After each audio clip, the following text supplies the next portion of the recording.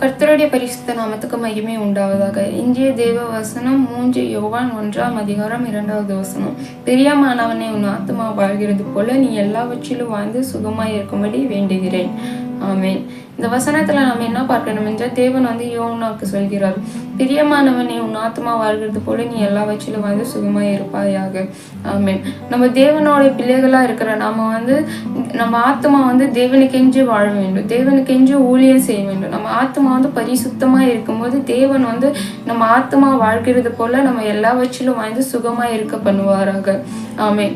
நம்மளுக்கு எந்த ஒரு குறைவும் இல்லாத, நம்மளுக்கு எந்த ஒரு துக்கமும் இல்லாத, நம்மளுக்கு எந்த ஒரு பலவீனமும் இல்லாத தேவன் எல்லாவற்றிலும் நம்மளை சுகமாய் வைத்து பாதுகாக்கிறவராக இருக்கிறார். ஆமேன்.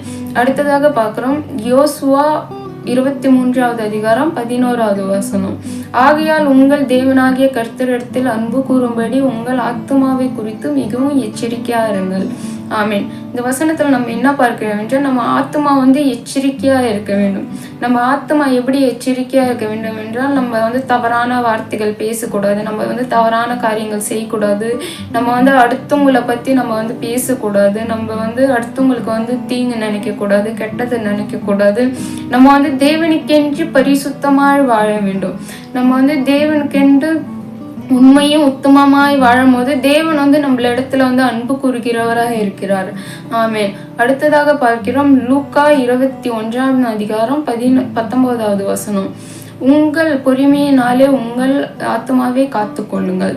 ஆமேன். இந்த வசனத்துல என்ன பார்க்கணும் என்றால், நம்ம எந்த ஒரு காரியம் செய்யறதுக்கு முன்னாடி நம்ம யோசிச்சு நிதானிச்சு நம்ம பொறுமையாய் செய்யும் போது தேவன் அந்த காரியங்கள் எல்லாத்தையும் வாய்க்க செய்கிறவராக இருக்கிறார். ஆமேன். நம்ம ஒரு காரியம் அர்ஜென்டா செய்யும் போது அது ஒரு கட்டத்துக்கு மேல அது வாய்க்காத போயிடுது. அதனால் நம்ம ஒரு காரியம் செய்யும் போது அது நம்ம பொறுமையா செய்யும் போது தேவன் அதை பாதுகாத்து கொள்கிறவராக இருக்கிறார்.